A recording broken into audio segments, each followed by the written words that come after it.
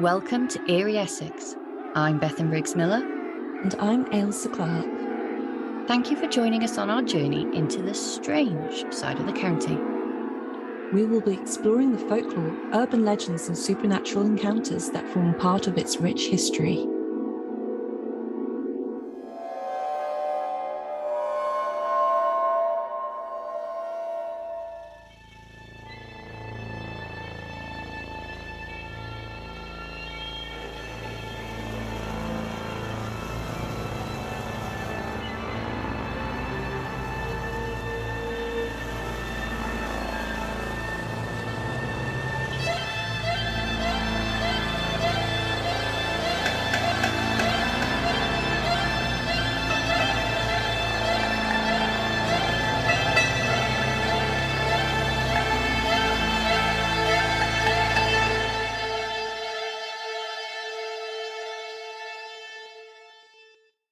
Hello and welcome back to Eerie Essex. This month we're looking at witches. We have looked at this before and we'll probably look at it many more times because this is Essex, Witch County.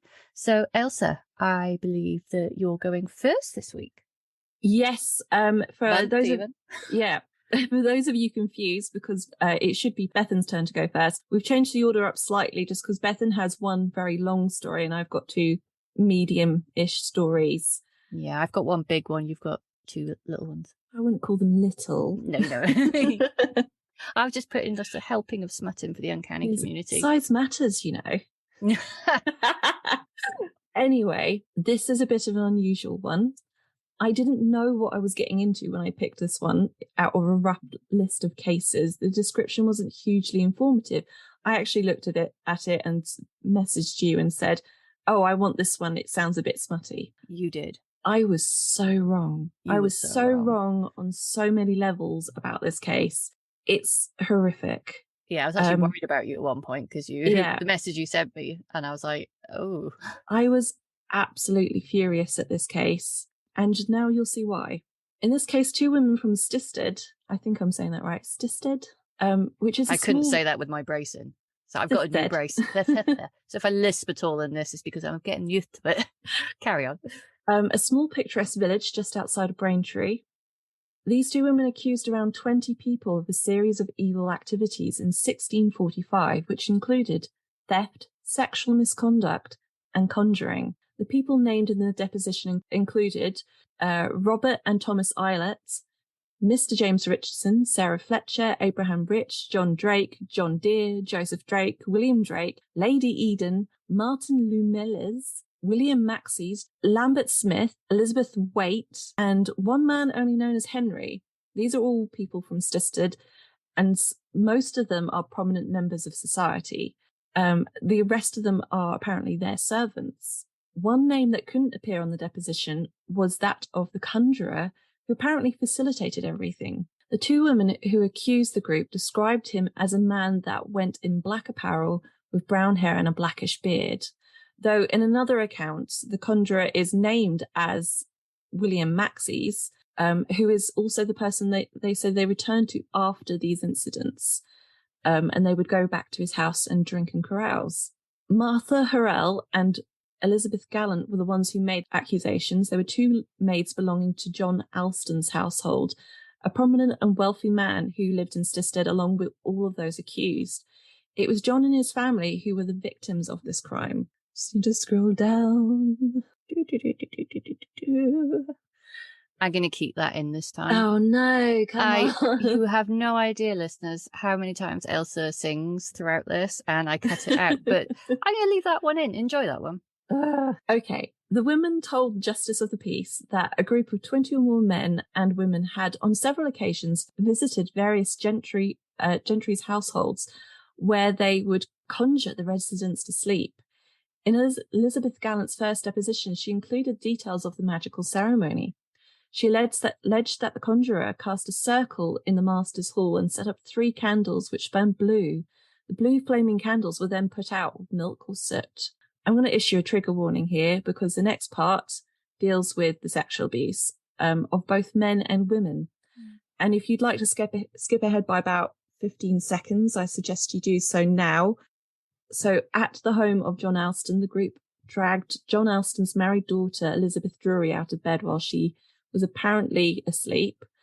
The woman went on to say that 2 men had use of her body. Then her husband was fetched, and 2 maids kissed and pulled up his shirt and took up their coats and laid down on top of him.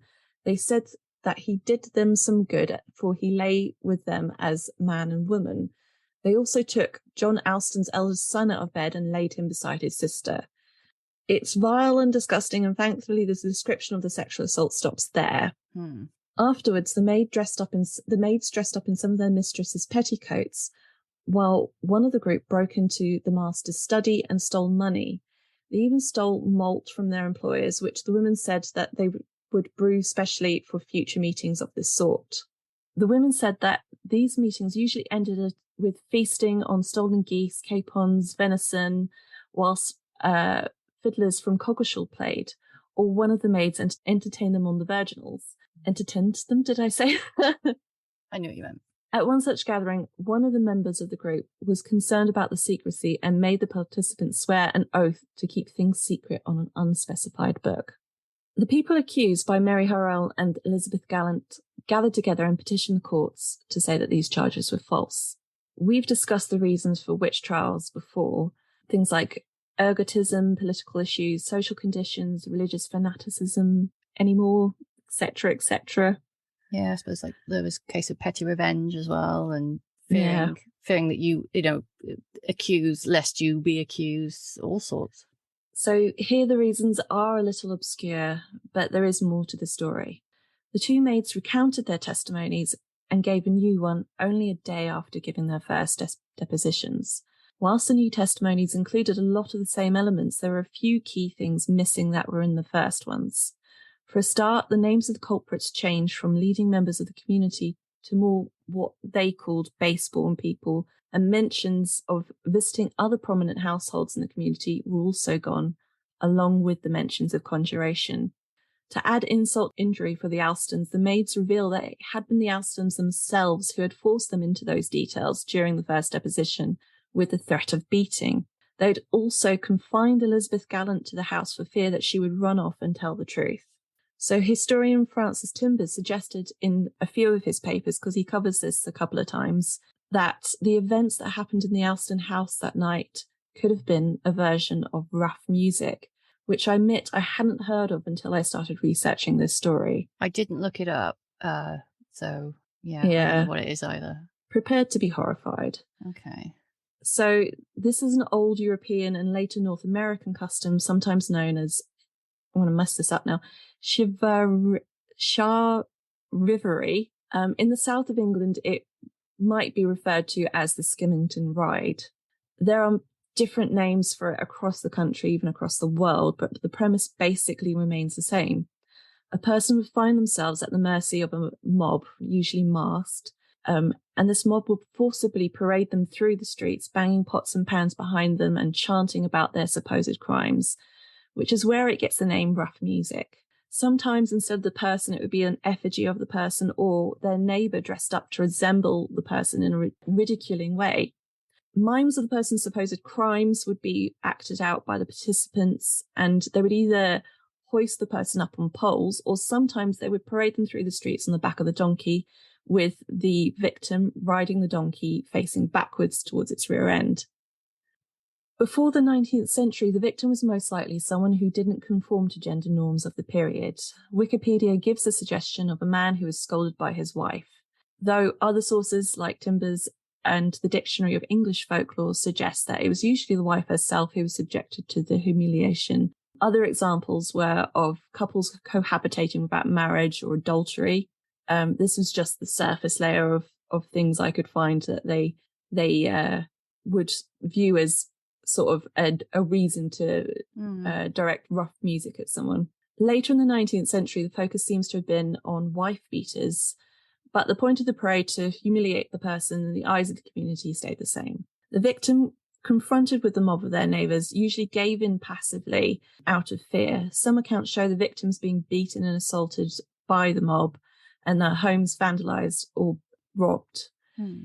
It seems that the Alstons themselves were at the centre of a lot of disharmony within the community, and the men had a reputation for violent behaviour. They often stirred up quarrels, usually revolving around their long-running rivalry with the Eyelet family over their relevance and importance within the Stisted community. So the Eyelets were some of the names that the maids gave the first time around, and they were both the Alsteds and the Eyelets were both very prominent families. But the Alsteds seem to particularly have an issue with the Eyelets.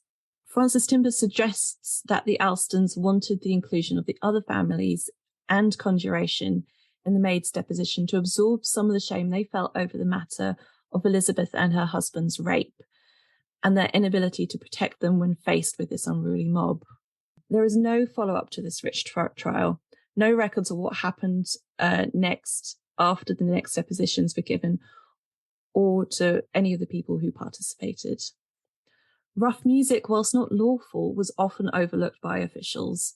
So whether this is what happened here or whether there was any justice for Elizabeth and her husband, I don't know. This whole thing is a horrific mess, and I think rough music is probably one of the worst folk customs I've ever heard of. And to my mind, it's an extreme form of bullying. It's horrible. I thought it was important to present this story as it's the other side of the coin to some of the more gentle folk customs we're more used to hearing. And whilst rough music is meant to humiliate a person thoroughly, it wasn't meant to kill them. However, it did result in a few victims completing suicide afterwards.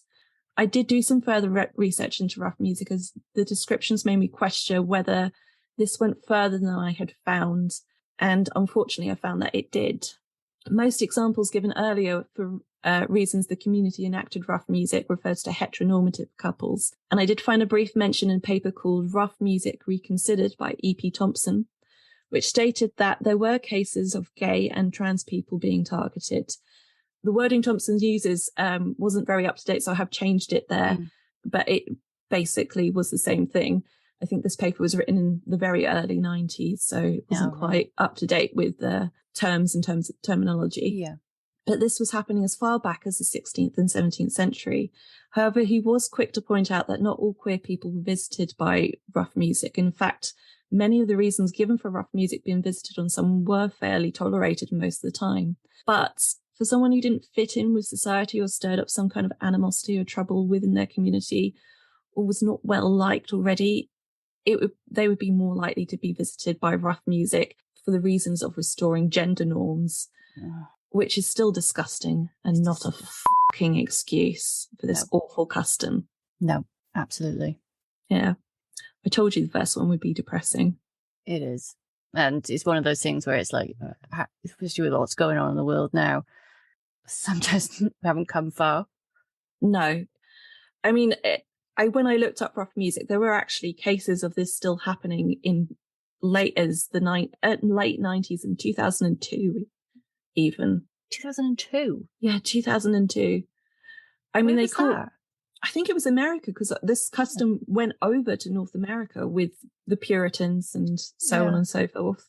But it's parading people. Oh, I know there's some in Welsh folklore as well, especially in like Glamorgan. Well, it does. It's all across the country. It has different names. There is a Welsh name for it as well, but I can't remember what it was right now.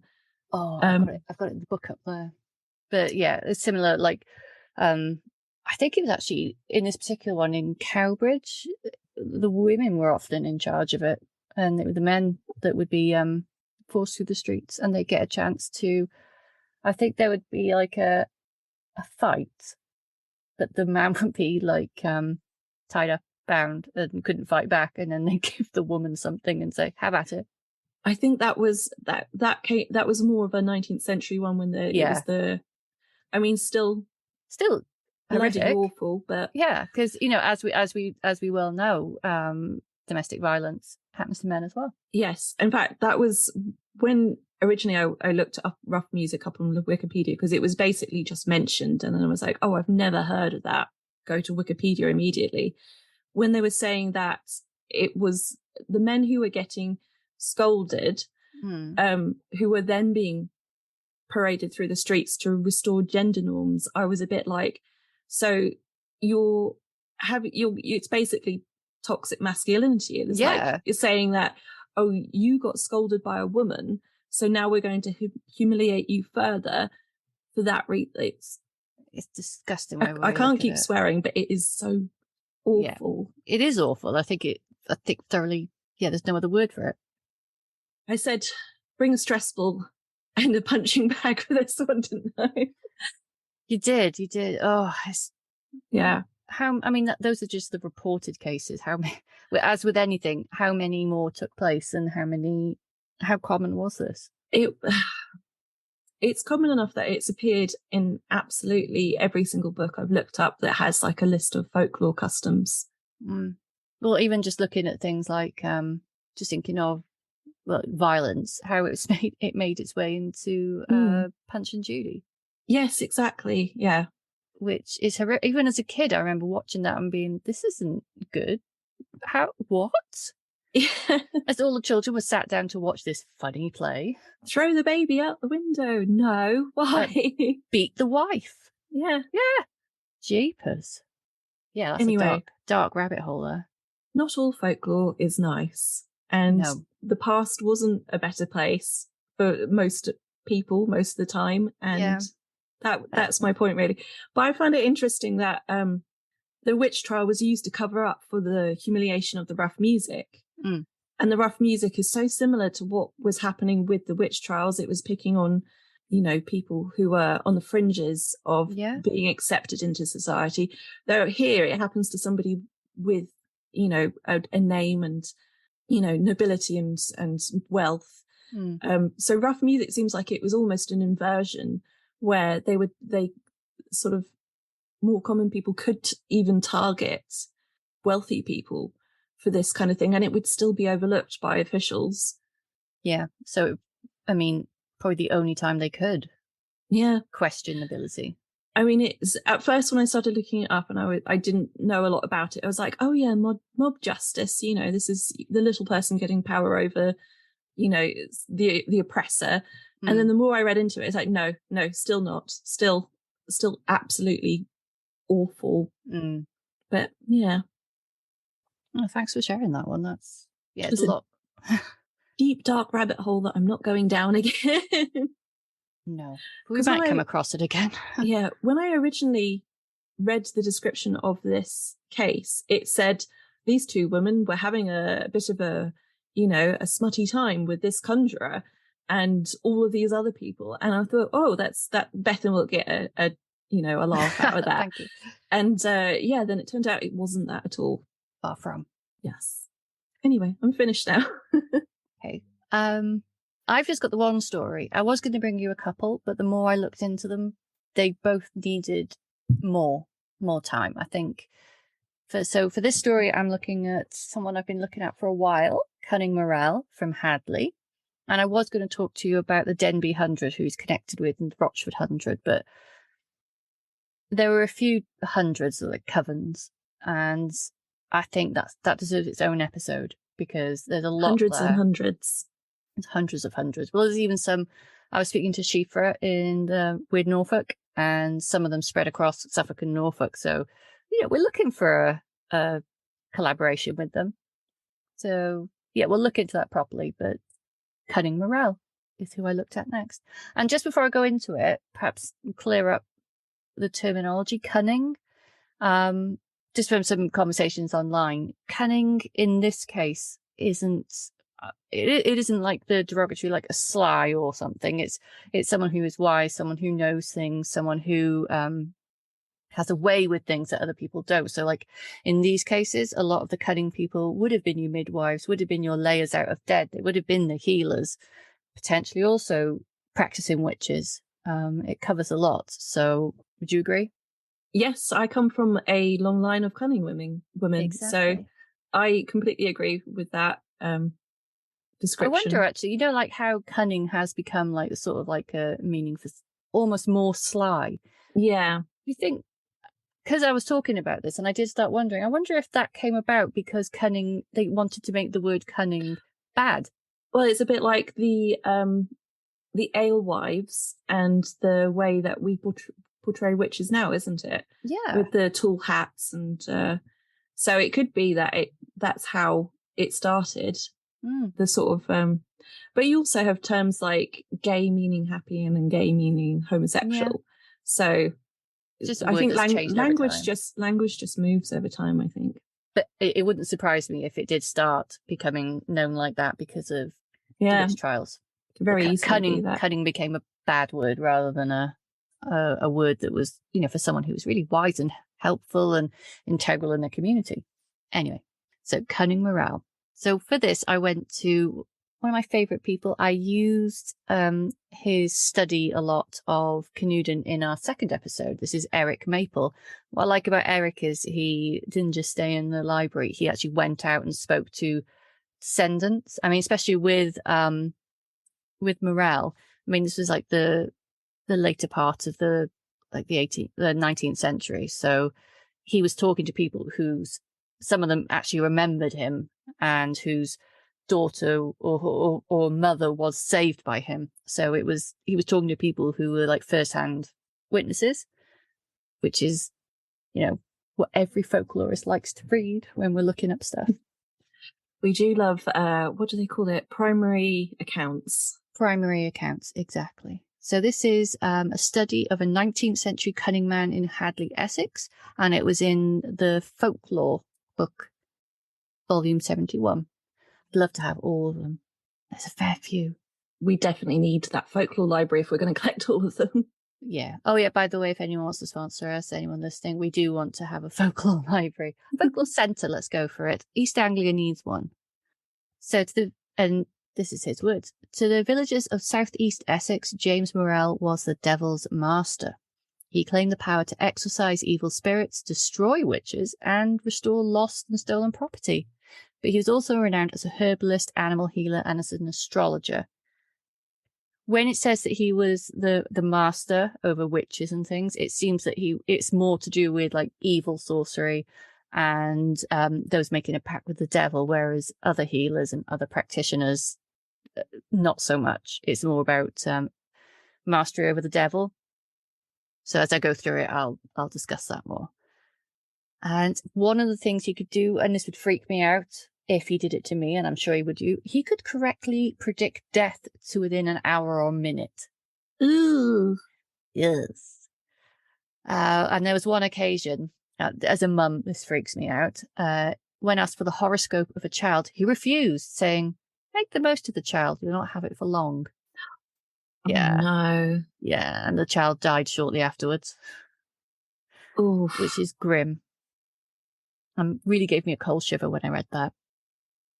And again, when consulted by an old lady, he refused to make a prediction for more than 9 years ahead. Guess when she died. What was I watching the other day where there was some kind of I don't know, like palm reading thing, and the person said, oh, your line stops there and has nothing after it. Oh. And terrible. Yeah. I can't remember what it was. It was probably some silly supernatural program that I watch. We do watch a fair few, to be fair. Yes. But yeah, that lady died in the 8 years later. So he refused to go to do year 9 beyond. So he stopped and went, nah. So can you imagine that if he'd said, oh, I don't want to give you your fortune, you'd be like, why? What's happening? Yeah, he sounds like a bit of a sod, like, Well, he predicted be a bit more gentle. This is it, but he predicted his own death to the minute. Oh, God. And yeah. So yeah, I'd probably walk the other way if I saw him coming. It's like, oh God, no. And there's some lovely accounts in the story that Eric collected. So I'm going to read this in his own words. Okay, so a young woman found an old gypsy hiding in a barn and ordered her out. She was a witch, and she cursed the girl, who presently began to scream like a cat and bark like a dog. Murrell was called in, and he placed in the fire a bottle containing hair and nail clippings from the victim. He told everyone to keep absolutely silent when they awaited the arrival of the witch. Presently there came a hammering on the door, and a woman's voice begged him to stop the test as the fire was causing her agony, and the bottle burst. And on the following morning, an old woman was found burnt to death outside the Woodcutter's Arms, 3 miles away. Unfortunately, it was the gypsy. Oh, God. Imagine, though, if he was a serial killer and he used that as an excuse to cover up crimes. Oh, Yeah. Exactly. And I mean, it's sad reading that. I mean, how did they just go, oh, it's a gypsy? Must be bad. Is that all the girl did, was just in a barn being a gypsy? You know that book? Oh, I've got it here actually. The Essex, It's Forest Folk and Folklore. Yeah. Did you? I know you had that for a while, but did you read any of it? I didn't read it. No. Travellers don't fare much better in there. In fact, they refer to them as Gyptians or Egyptians, which is where you get the term gypsy from. It's because they thought that travellers originated from Egypt. Oh, I didn't know that. Aren't they called Egyptians in His Dark Materials? I think that's where he gets it from. Ah, I see. Well, he was also a herbalist, and like many cunning people, he was highly regarded. Like near and far, people would travel quite a long way to visit him.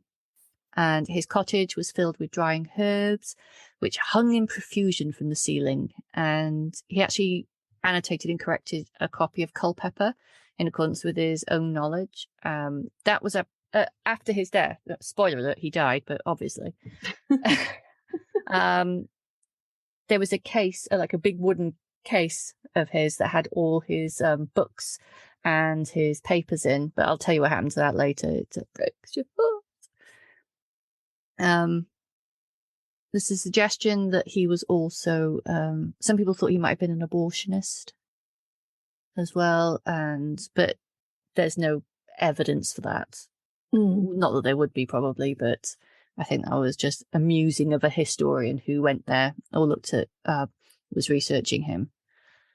He'd buy warts for halfpenny. The actual warts of somebody's. Yeah. Oh God.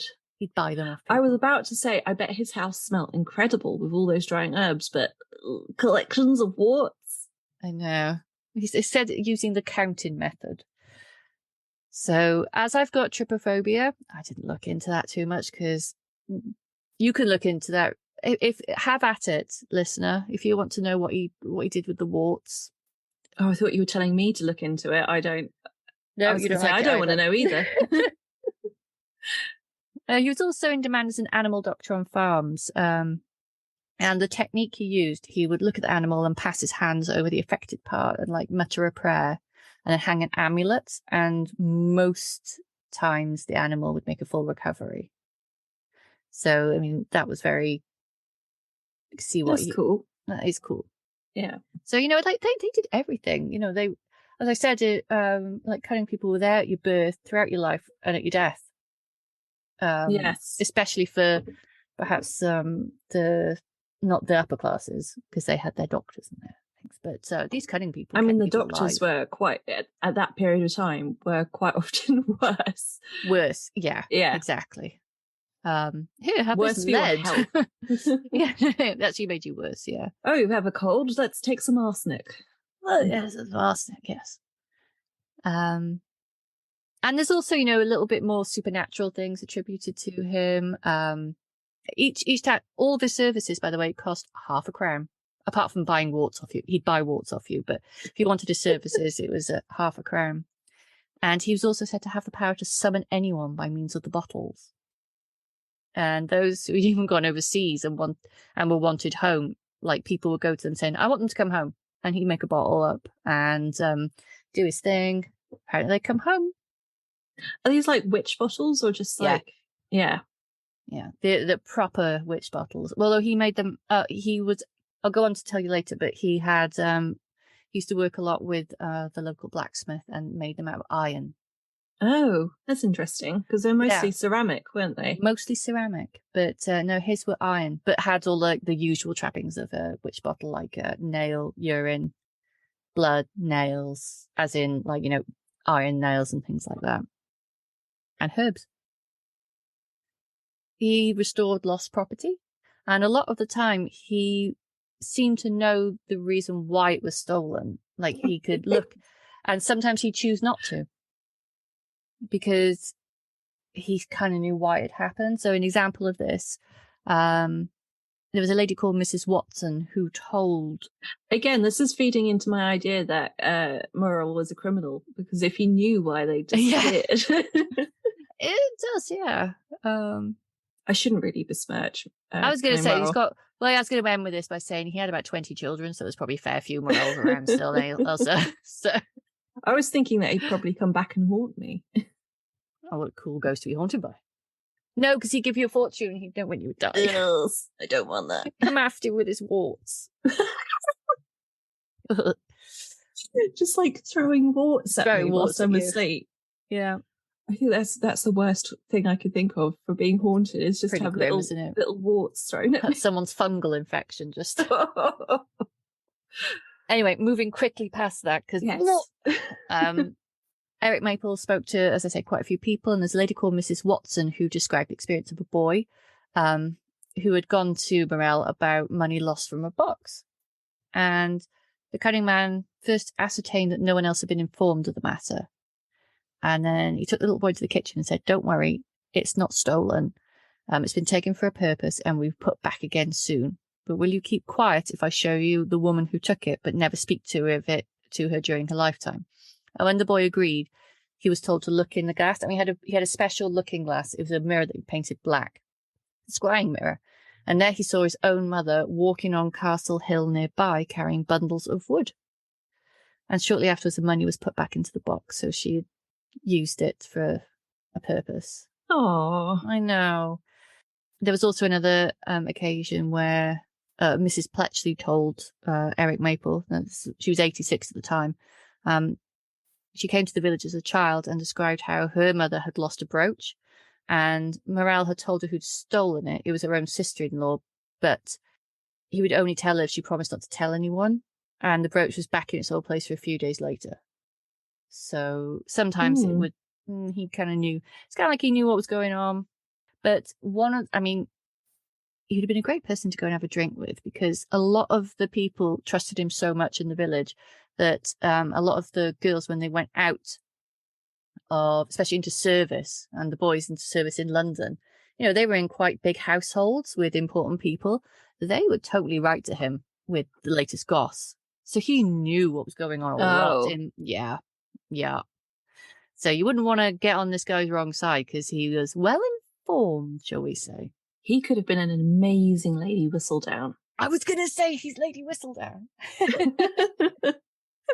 So the more I read about him, the more I was like, oh, you sound awesome. So it's a little bit like George Pickingill, but more... George Pickingill was more like a crotchety old man.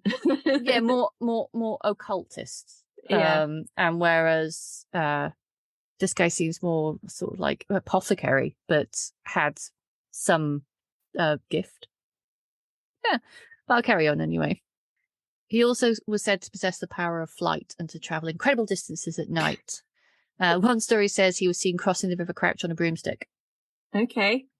Which is cool. Yeah. And another tale relates how he suddenly vanished from the company of several old men on Cambria Island and reappeared in his own village, miles away, but about the same time. Wow. I will ask this, as I ask many of these things. Did this happen at the pub? Yeah. Was there a bit of a time lapse? Did you have a time lapse? Did you black out a little bit and perhaps you blinked and they'd gone? Because I'm sure this has happened to us. Nap. Yes. I'm sure on our many nights out, especially after we worked in first night, where we'd like blink and go, "Are they gone?" And you're like, "Yeah, they went 10 minutes ago." And then like, and then 10 minutes later you go, "Are they gone?" Are they gone? They went 20 minutes ago. So I'll take that one with a pinch of salt. So this is a little section now about the him knowing stuff. So I'll read it as Maple put it. Murrell maintained a remarkable intelligence system which kept him briefed of all local affairs. By judicious questioning, he would pump those who consulted him. Calm down. And note and file the information. And in due course, the knowledge would be disclosed to other clients with devastating effect. He was a stirrer. He was a stirrer. He also sounds a bit more like, he's more like almost a Sherlock Holmes type character, isn't he? Yes. He knew what was going on. And he also had contacts in the villages who supplied him with information and a very large post, some letters coming from London. And this is where the Essex girls were working as servants. His correspondence and papers arrived until 1956. Wow. When they were burned and their importance being unrecognised. So there were still letters coming to him from London with the latest gossip, and they were burnt. Can you imagine what was in them? Probably scandals of the nation. Scandal. Absolute scandal. And they were written with a special kind of shorthand. So it just gets more interesting. There's a TV series in this. Yes. Isn't there? I want to see a Cunning Murrell is Sherlock Holmes TV series. Or like a Father Brown sort of figure. Yes. Absolutely. So that lady who, let's have a look who told him this. No, it was Eric Maple. He got hold of the studded trunk that he used to keep them all in. It's now in my possession. Where, Eric? He had a studded trunk in his possession. That belonged to Murrell. Okay. So he had lots of magical instruments. As I said, one of them was that scrying mirror. He also had a trick telescope, which enabled him to see through brick walls. Yeah. That sounds a little bit like got your nose. Got your nose. Uncle joke. So he also had a crystal, the mirror, a bowl of water. It doesn't go into why that's magical. He just had this one bowl of water. And a copper charm, which he could distinguish a true man from the liar. Ooh. Ooh. So he often referred to himself as being the devil's master.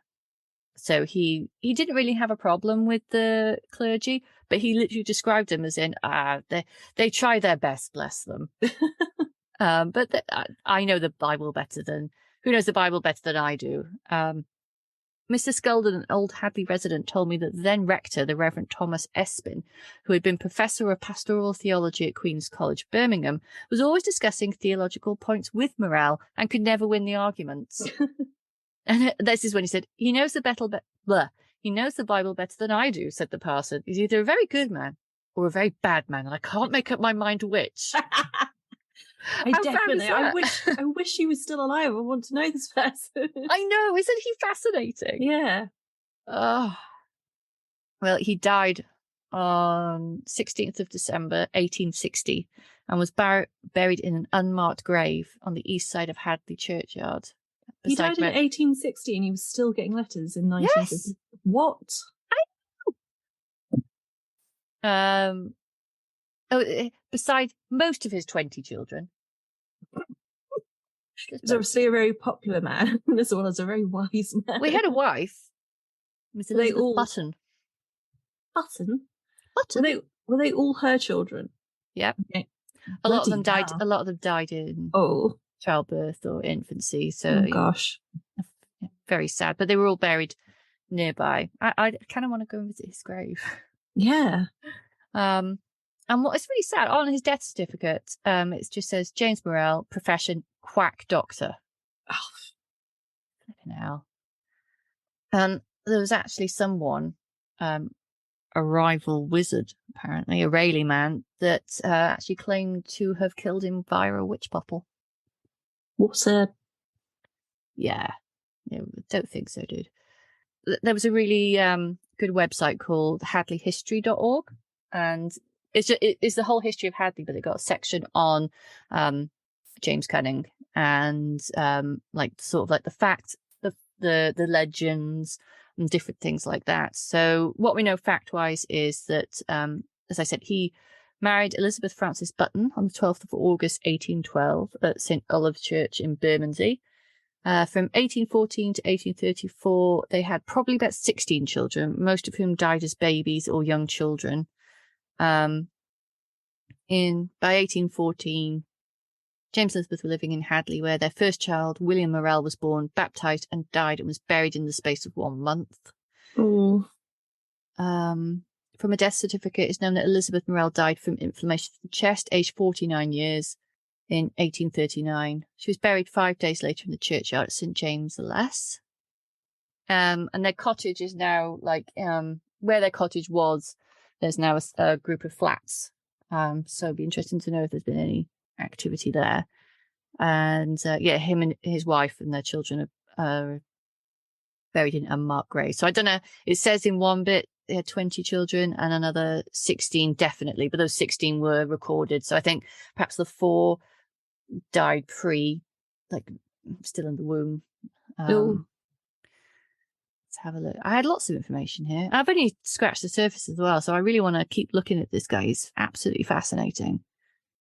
I think that's it from there. But I said that he worked with a local blacksmith. Trigger warning for suicide here. So this was from the Chelmsford Chronicle in 1900. Now, in 1900, there had been a feature article on him in a lot of the newspapers in London, and it was even in the Queen's Lady, the Lady, that magazine. The very posh magazine. The very posh magazine, talking about him. And they described, how did they describe? Hang on, bear with. Oh, this was actually in 1933, this little tidbit. In 1933, the vicar of Little Wakering made a significant statement in the parish magazine that deep in the hearts of country people is still a religion of secret paganism, which causes a mysterious resistance to the essential truths of Christianity. And a lot of these, that sort of sentiment was in a lot of these magazines, that country people were still, you'd go back in time and it would be like bursting into the Wicker Man country. And it was interesting reading, obviously, being in London, very, cosmopolitan even in those days, to be thinking that, outside, not far from London, really, it's like another world. So I think it just absolutely captured the imaginations of people, and it then started appearing all these different chronicles around the country. So as I said, this one is the Chelmsford Chronicle, and this was from 1900, the same year that the story went viral. Sort of like an old vintage viral. Vintage viral. Bubonic. Yes. You went bubonic. On Saturday, the lifeless body of Stephen Chopin, aged 69, was found hanging to a beam in an outbuilding adjoining his picturesque cottage at Hadley. The deceased was a retired blacksmith and suffered from rheumatic gout. Many years ago, he forged the celebrated iron witches' bottles for notorious, I think that's unfounded, local wizard named Murrell. In these bottles were placed blood, water, fingernails, hair, and pins. When screwed up airtight, these bottles were set on fire by means of a charm against witches, and frequently burst, thus signalling the destruction of the latter's diabolical influences. Chopin told an anecdote of the first bottle, which he said refused to be welded until Murrell arrived and blew the fire, and then it all went well.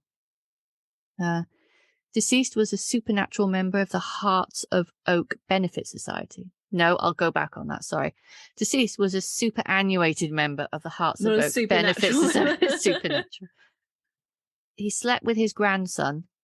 What? Hang on, I need to... let me finish this. He slept with his grandson, William Chopin, aged 8 years, on Friday night, and when he got up on Saturday morning, he told the child he was going outdoors. A little later, the boy went in search of his grandfather and found him hanging as described. Oh, gosh. George Goodall cut the body down, and Dr. Cosmo Grant pronounced life extinct. It was reported the facts to Mr. Edgar Lewis, the coroner, who held an inquest, and it was stated that the deceased had suffered great pain in the head. Bless him. So the verdict was suicide whilst of an unsound mind due to pain. I wonder if Murrell had told him when he was going to pass, and it does make you wonder, doesn't it? Yeah. Because he was very close with this guy, Stephen Chopin, and actually Murrell's son inherited some of the witches' bottles, and he tried to make one, he tried to use one, and they all exploded. Wow. All of them, even the ones he hadn't used, was... Yeah, my other thought was, I wonder whether all this media attention, vintage media attention, was maybe pushed him to it. Well, I mean, especially once Murrell had died, his possessions were sought after, almost like as a souvenir. Mm. And people got hold of his pipe, because he was a really small man and he used to walk around the village humming with his hands behind his back. He was only about 5 foot, and he would have a pipe. And the way he's described is how a lot of, especially in mining folklore, there's always this. Almost in every mine is described how there's a little man in an oilskin coat who would hum and go ahead, and it reminds me so much of Murrell. And his pipe was bought. People, I think his son, bless him, he was given, like, must have been a bit not desperate for money, but he was offered what at the time seemed like a good amount, but he gave away so much and could have got a lot more. Yeah. That trunk, for example, his the telescope, and I couldn't find an actual answer to a lot of this, but a lot of his possessions seem to have made their way into museums and private collections. So if anybody is listening to this and you have something of James Murrell's, we would love to see it.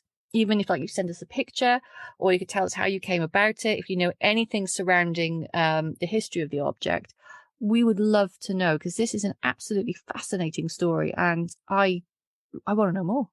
You can reach us at eerieessexpodcast@gmail.com. Yep, and we're on all social media, so, get in touch. That'd be fantastic. But can you see why it needed, like, a big chunk of time to talk about? So, yeah, that's Cunning Murrell. Fascinating man. Very fascinating man. Yeah. And there was actually a lot more to talk about, but we'd have had to have done a Murrell special.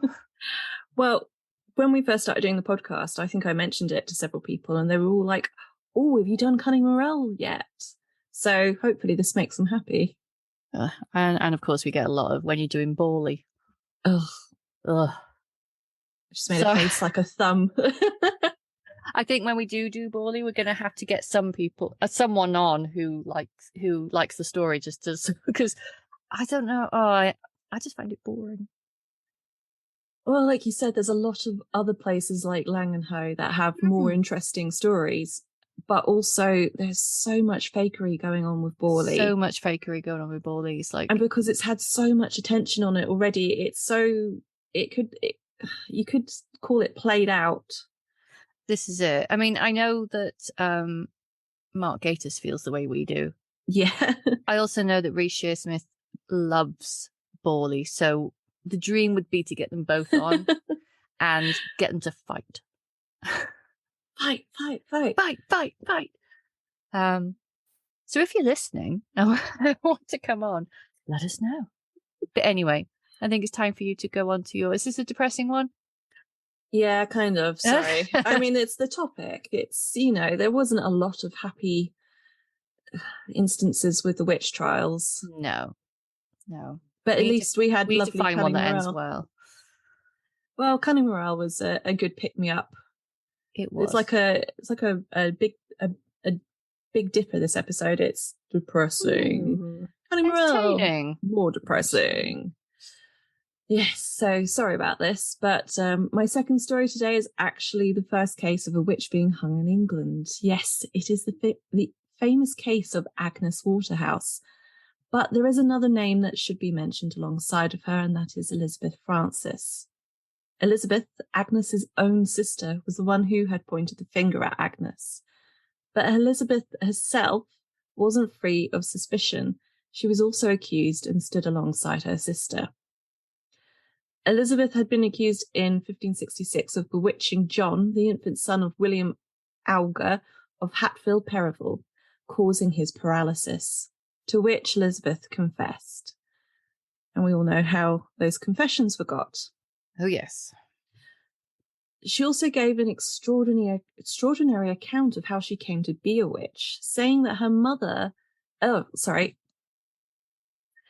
She also gave an extraordinary account of how she came to be a witch, saying that she started around age 12 and was instructed by her grandmother, Mother Eve of Hatfield Perivale. Mother Eve gifted her an imp in the form of a cat, creatively called Satan, though it's spelt Sathan. So is it Satan? But, it's still It's still Satan. Still on the isn't nose a bit. it? Yeah. This imp served her for the price of bread and milk and also a drop of blood. She used the cat to enact her desires. First, she wanted to be wealthy. So the cat brought her a herd of sheep, though these sheep seem to have up and vanished not too long afterwards. I'm not sure what happened there. Then she wanted to marry Andrew Biles, a rich man from the same area as her, to which the cat responded only if she let, in the cat's words, let him abuse her beforehand. What? Yeah, which she agreed to. And she, when they say abuse, basically what they meant is sex before marriage. So she went to Biles and slept with him and apparently became pregnant by him. However, he rejected her for marriage, and in her despair, she asked the cat to deprive Biles of his wealth and touch his body so that he would wither and die. I don't know if he did wither and die, but that's what she wanted.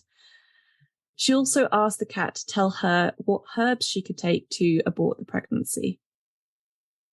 After this incident, she asked the cat again for a marriage, and this time it promised her Christopher Francis. And again, the cat told her that she must sleep with him beforehand, and she agreed, and this time Christopher agreed to marry her. However, not all was well. Her and Christopher quarrelled constantly, and it got even worse after she gave birth. So again, she asked the cat to kill the child, hoping that things would get better between her and her husband after the child was gone. And surprisingly, it did not. Things got even worse, and she asked the cat to make Christopher lame, because the implication here is that he was hitting her.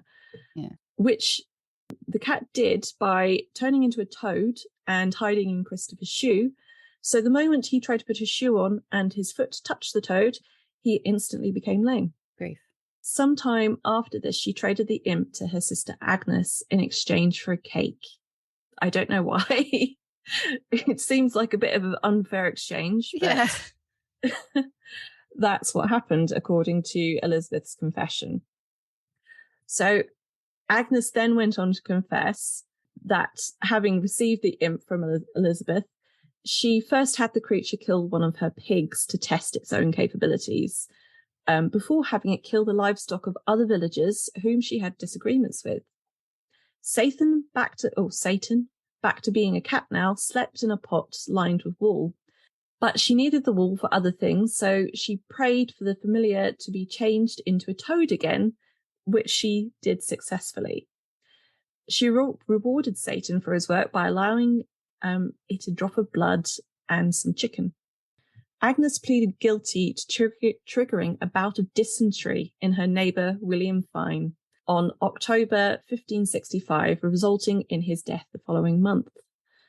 Providing evidence against Agnes alongside of her sister was our own 18-year-old daughter Joan, who was also accused of witchcraft by their neighbour's 12-year-old child, confusingly also called Agnes, in this case Agnes Brown. So I'm going to maybe refer to her as Brown for the rest of it, because we're going to get really messy if I don't. Yeah. Brown testified that Joan had sent the imp, this time in the form of a black dog with the head of a monkey, 2 large horns, and a chain with a silver whistle around his neck. The 12-year-old testified that Joan had sent the creature to haunt and terrorize her. The dog had also stolen the key to the Brown family dairy and destroyed the equipment and the butter in the dairy. Brown then added that another terrible detail. The strange dog could talk, and not only that, it had been telling her to kill herself with a knife that he had brought from, in Satan's words, the sweet dame's house. When Brown asked whose house that was, the dog nodded his head and indicating the house of Joan and Agnes Waterhouse. When Agnes Waterhouse heard Brown's testimony, she angrily told the court, "Thou liest!" Agnes, who by now seemed resigned to her own fate, still held out hope of protecting her daughter Joan from suffering the same end as her. So Agnes was convicted of causing death by witchcraft, and she was hanged some days later at Chelmsford on the 29th of July, 1566, when she was 64 years old. 18-year-old Joan Waterhouse was acquitted. According to the pamphlet, which I think was called Detecting the Damnable, immediately prior to her execution, she asked God for forgiveness, confessing to using witchcraft for 15 years and attempting to use Satan to harm another villager. But due to the man's particularly strong religious conviction, the familiar was unsuccessful. She also admitted that she used Latin for her prayers. The bit about Latin, I'm pretty certain she was forced to say. I mean, her whole confession was definitely forced, but the thing about saying prayers in Latin was meant to have implications of papacy and witchcraft being closely linked, which I can't think was her idea. So it was lightly fed to her, and in the end, her own final words were not her own. Under the Witchcraft Act of 1563, causing death through any witchcraft, enchantment, charm, or sorcery brought with it the penalty of death. But for lesser offences of wasting or laming a person or wasting their goods, those convicted were imprisoned for 1 year and to stand in the pillory for a quarter of 6 hours. The death penalty was then used for the second offence of this kind. Though witchcraft was punishable by hanging, it didn't always result in death. So after a year, Elizabeth returned to Hatford Perivale, and nothing was known of her until 1573, when she was accused of witchcraft a second time. So she was indicted for witchcraft in March 1572 at Hatfield Perivale. Having been previously convicted of a similar offence, she bewitched Mary, wife of William Cox, a miller, so that for 10 days afterwards she became lame and infirm and despaired of her life. This should have been the end for Elizabeth. However, something strange happened. A footnote was added, which read, "Let a new indictment be drawn in which the recital will be clearer than this." The next indictment was fairly similar, except this time her previous trial for witchcraft was omitted, and she was sentenced again to a year imprisoned and 6 hours on the pillory. We don't know why this happened, whether it was an error in administration or whether because she had given evidence against Agnes previously, she was given a lesser sentence. It's very strange. So after another year, she returned again to Hatfield Perivale and continued living there. But in 1579, she was once again accused of witchcraft, and this time using it to cause a death. So she was indicted for murder by witchcraft on the 8th of January, 1579. She apparently bewitched Alice Poole, which is weird. This bit here is weird. It says, bewitched Alice Poole, spinster, and then it says wife of Richard Poole. So I don't know whether her profession was spinster, possibly. It's completely unrelated. It's just interesting. Sense, yeah. So she was wife of Richard Poole of Hatford Perivale, and she died on November the 1st, 1578. So according to the pamphlet, which I mentioned earlier, A Detectable of Damnable Drifts, which is an interesting title, Elizabeth had asked for some yeast from Alice Poole, and then was refused. So she was so annoyed, she cursed her and bade her a mischief to come upon her, which is when a great noise was heard and a spirit appeared in the shape of a small white dog. Don't know if it was Satan again, maybe it was an intern this time. So Elizabeth complained to the dog of her treatment and told it to torment Alice Poole in both mind and body.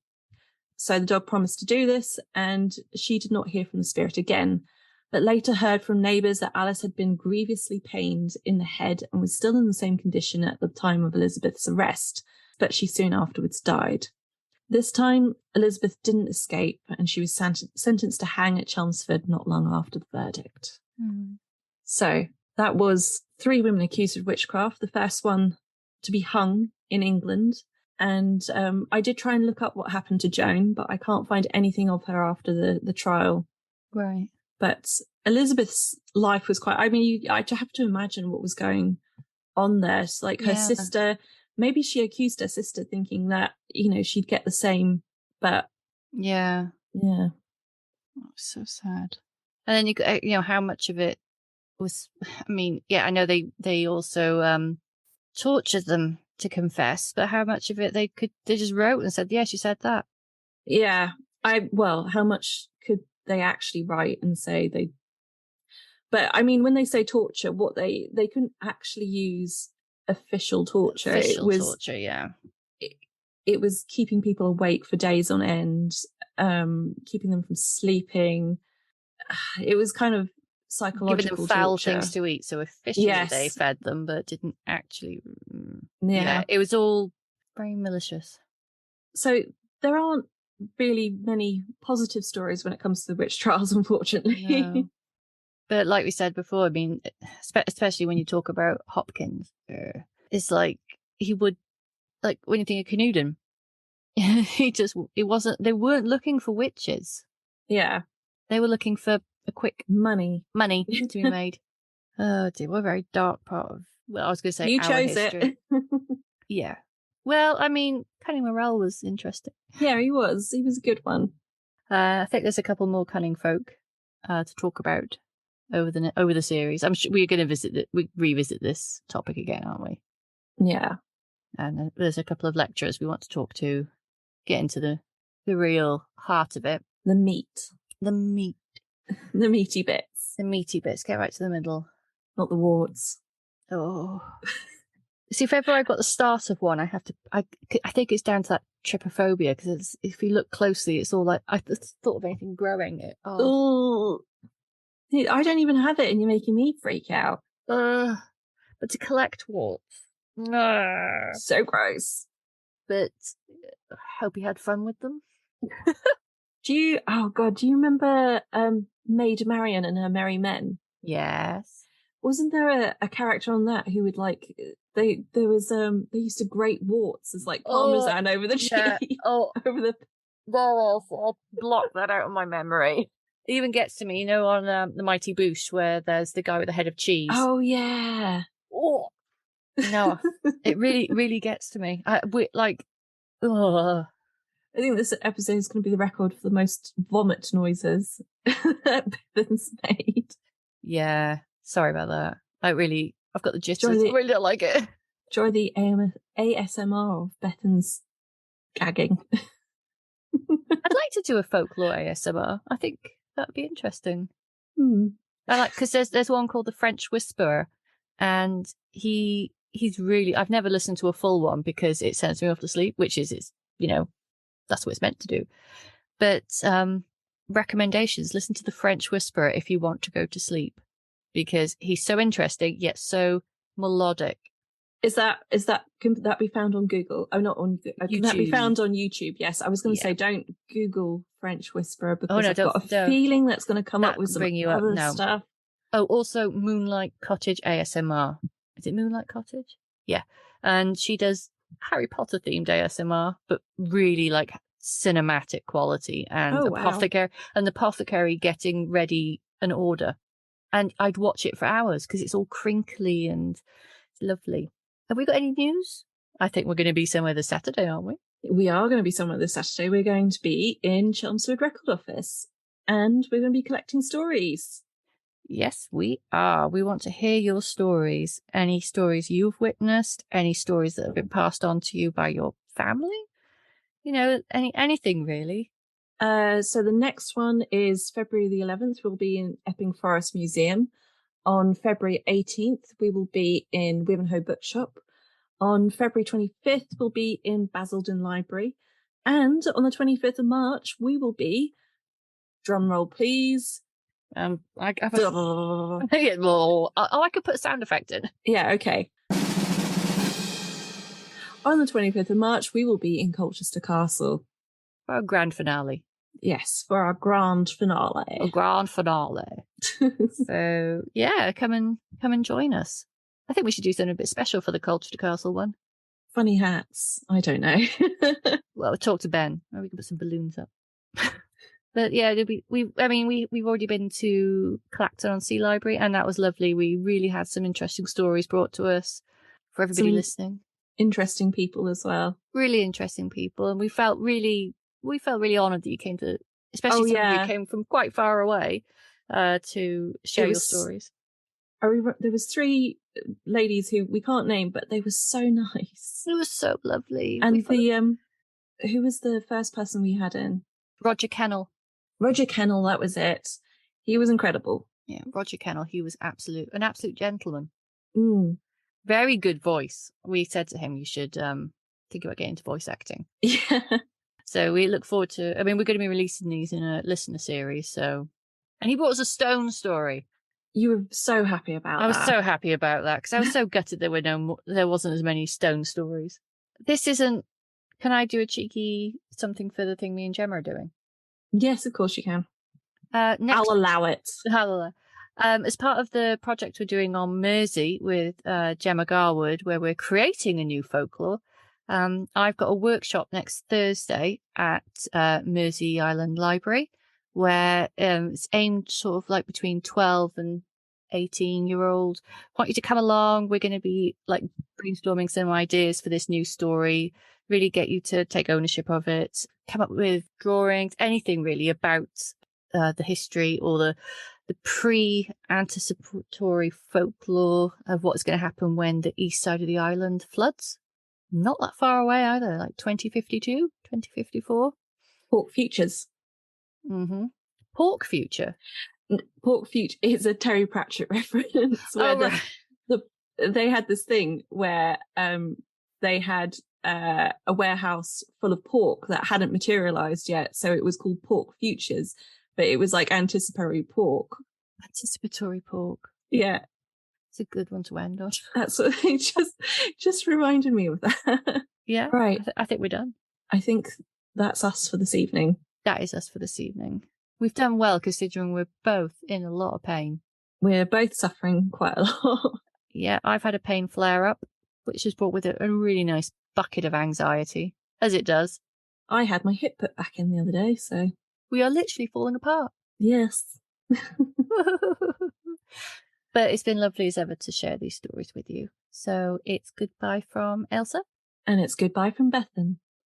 Bye. If you'd like to get in contact with us with a story of your own or any more information about what we've discussed in this episode, you can reach us at eerieessexpodcast@gmail.com. Or if you'd like to contact us on social media, you can find us on Twitter, Facebook, and Instagram under the handle Eerie Essex. On Twitter, we are under Eerie_Essex. You can also find us on Patreon and Ko-fi if you'd like to support the podcast.